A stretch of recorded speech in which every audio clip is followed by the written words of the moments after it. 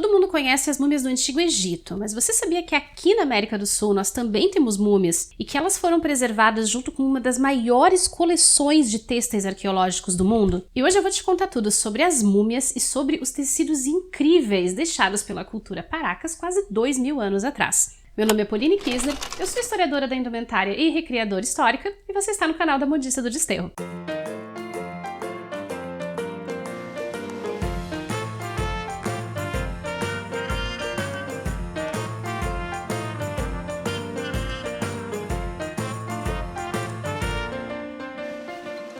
Olá, modistas! Tudo bem com vocês aí desse lado? Nos últimos vídeos, a gente vem falando bastante sobre têxteis encontrados em escavações arqueológicas. Já rolou conteúdo sobre a origem das roupas e como as ciências têm se unido para contar a história da humanidade a partir das nossas roupas. E também falamos sobre algumas das peças de roupa mais antigas do mundo, já encontradas na África, na Ásia e na Europa. E eu precisava de um vídeo inteiro para falar só sobre os achados incríveis que a gente tem aqui no continente americano, em especial aqui na parte que nos toca, que é a América do Sul. No começo dos anos 1920, começaram a aparecer no mercado ilegal de antiguidades um monte de tecidos que eram bem diferentes de tudo o que já tinha aparecido antes, que eram muito coloridos, super cheios de desenhos, mas eles claramente não eram tecidos daquela época de 1920, mas também ninguém parecia saber qual era a data correta ou aproximada em que eles tinham sido produzidos, muito menos de onde é que eles vinham. Ah, e um detalhezinho assim, de nada, tá? Insignificante. Entre 1920 e 1930, vários tecidos desses saíram clandestinamente do território peruano e foram parar em coleções de museus e nas mãos de colecionadores privados, principalmente na Europa e nos Estados Unidos. Muitos estão lá até hoje e o governo peruano segue brigando na justiça para conseguir a devolução desses tecidos, porque no fim das contas eles foram roubados de dentro do território do país. Enfim, né? Colonizadores sendo colonizadores. Quem se ligou nisso foi um arqueólogo peruano chamado Julio César Tello, que não só é considerado o pai da arqueologia peruana, como também o primeiro arqueólogo de origem indígena na América do Sul. Sua família era de uma etnia indígena da região de Huarochirí. A língua materna dele era o Quechua, e Tello conseguiu convencer o governo do Peru a financiar os estudos dele, primeiro na medicina, depois na antropologia e arqueologia. E assim, Tello se tornou um dos pioneiros no estudo das sociedades pré-colombianas na região da Cordilheira dos Andes. Antes da gente continuar, eu preciso falar um pouquinho sobre esse termo que eu usei agora há pouco, pré-colombiano, porque eventualmente ele vai acabar aparecendo por aqui de novo. Pré-colombiano é um termo estupidamente genérico para se referir a todos os povos originários, ou seja, os povos que habitavam o continente americano antes da chegada dos conquistadores europeus. Por si só, é um termo extremamente eurocêntrico, porque ele considera um evento que para os europeus foi uma grande glória, uma grande aventura, que é a conquista de um novo continente, mas que para os povos nativos foi um evento extremamente traumático. E pega esse evento e considera isso como o grande marco na história recente do continente americano. Só se for o marco daquele poema do Pablo Neruda que diz que a espada, a cruz e a fome iam dizimando a família indígena, né? Mas a gente tem um problema sério aqui. A conquista apagou muita coisa das culturas originárias. Então a gente não sabe como esses povos chamavam a si mesmos para se diferenciar de outros, a gente não sabe como eles contavam e como organizavam o tempo, e como essas divisões vindas da Europa e termos como pré-colombiano e idade moderna ainda são muito usados nas escolas do Brasil, eu vou usar esses termos aqui no vídeo para que vocês consigam se localizar melhor no tempo. Mas eu não concordo com eles e eu odeio o termo pré-colombiano com todas as forças da minha alma. Nos anos 1920, a Europa e os Estados Unidos estavam numa febre da arqueologia, desencadeada por descobertas como a cidade inca de Machu Picchu, no Peru, em 1911, e a tumba de Tutancâmon, no Egito, em 1922. E muitas equipes de arqueólogos desses países, financiadas pelo governo ou por particulares, saíram pelo mundo em busca de ruínas de povos e cidades perdidas. Muita coisa foi encontrada, mas o destino de quase tudo foram os museus da Europa e dos Estados Unidos.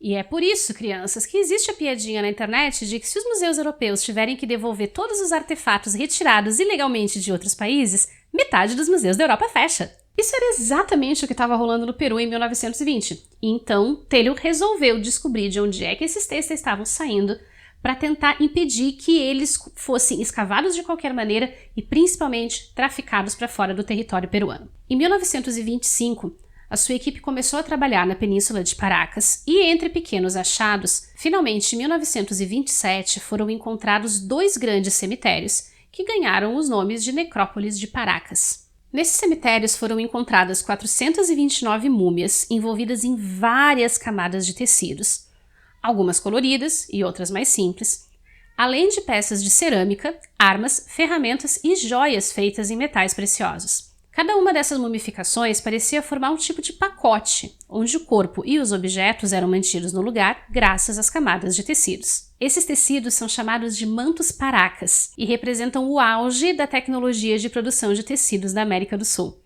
E essa aparência de pacote dos sepultamentos acabou dando origem ao nome pelo qual eles são conhecidos hoje, os fardos funerários da cultura Paracas.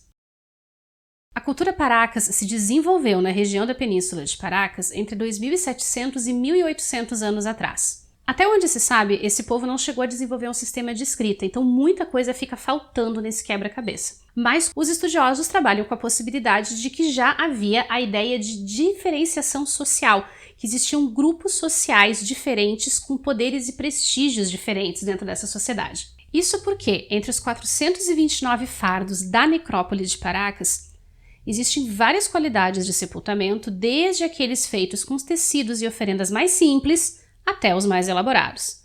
Então vamos falar sobre os fardos e sobre o processo de construção deles. E um aviso importante, gente, a partir daqui eu vou começar a falar sobre o processo de mumificação, vou falar sobre as técnicas que eram usadas e vai ter menção e, eventualmente, imagens que remetem a esqueletos humanos.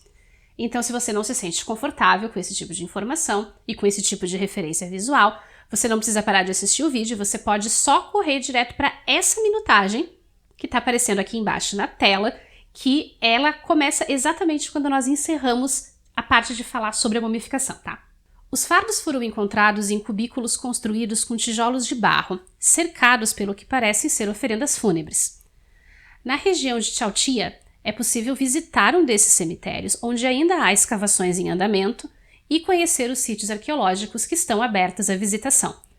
Embora essas caveiras bem branquinhas sejam uma adição moderna questionável e até bem assustadora.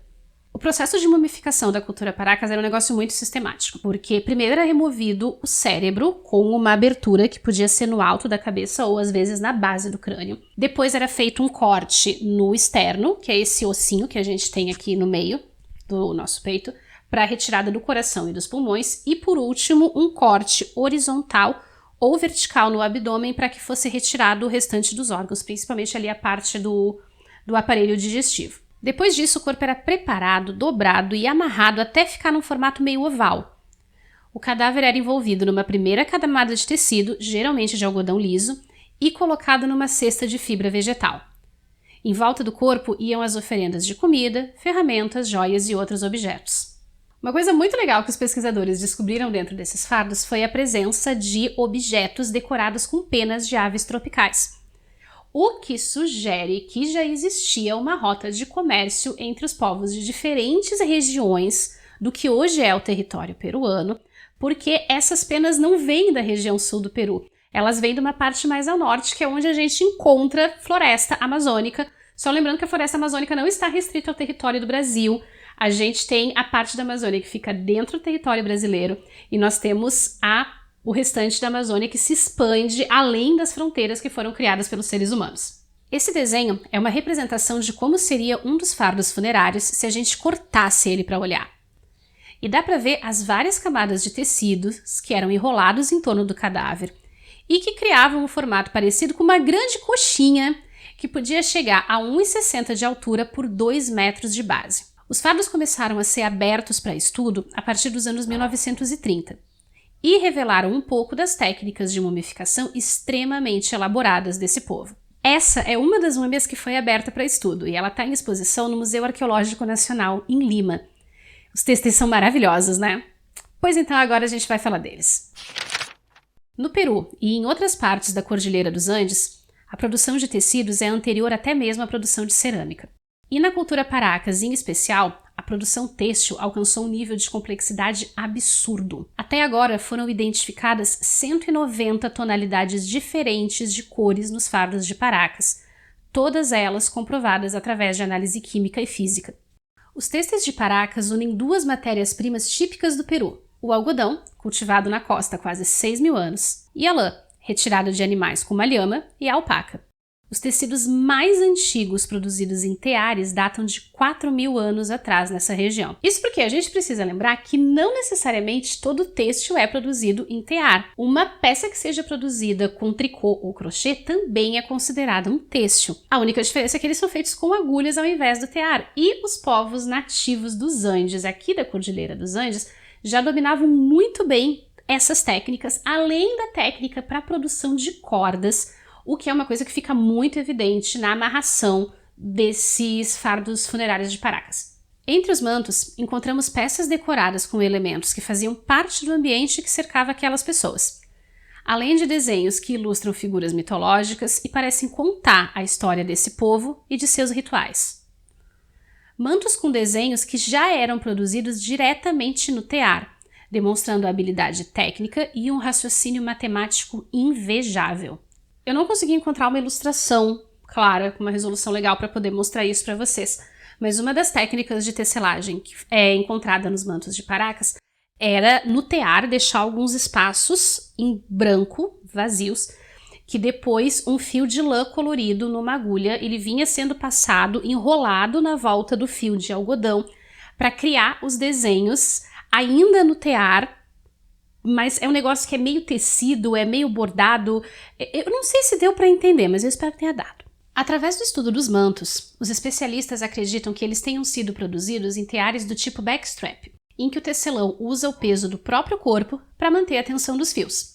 Um tipo de tear que ainda hoje é muito presente nas técnicas tradicionais de tecelagem no Peru e em outros países andinos como Chile e a Bolívia. Outras vezes, os mantos eram feitos com uma base lisa, geralmente de algodão, e então bordados com vários tipos de pontos, feitos com linhas de lã colorida, contornados em cores contrastantes, criando desenhos em alto relevo, extremamente detalhados e expressivos. E um outro detalhe comum, tanto nos mantos quanto nos trajes funerários, é a presença de franjas e abas nas bordas, que davam acabamento e criavam um efeito decorativo. Uma riqueza têxtil sem tamanho, enterrada no meio do deserto. Em 2014, o governo peruano conseguiu na justiça a devolução de uma coleção de 79 mantos Paracas, que estava no Museu Etnográfico de Gothenburg, na Suécia. Esse processo de devolução de objetos retirados indevidamente de seu local de origem é chamado de repatriamento. Processos de repatriamento levantam uma série de discussões sobre o colonialismo europeu, mas também sobre a conservação desses artefatos, já que frequentemente os museus alegam que os países de origem não têm condições de garantir a integridade dessas peças para as futuras gerações. Mas também levanta questões éticas sobre como os museus formaram e ainda formam suas coleções de artefatos, sobre como é fundamental que os objetos cheguem ao museu de forma lícita e não sejam apresentados ao público apenas a partir do olhar europeu. Esse vídeo encerra a nossa pequena série sobre têxteis arqueológicos, ou pelo menos até que eu leia sobre mais alguma coisa que me deixe meio pirada da cabeça, totalmente empolgada, e me faça querer gravar outro vídeo sobre o assunto. E se você curtiu esse conteúdo já, convido você a se inscrever aqui no canal, deixar o seu like, comentar, compartilhar e dar uma conferida nesses outros conteúdos sobre história da indumentária que eu separei para vocês com todo carinho.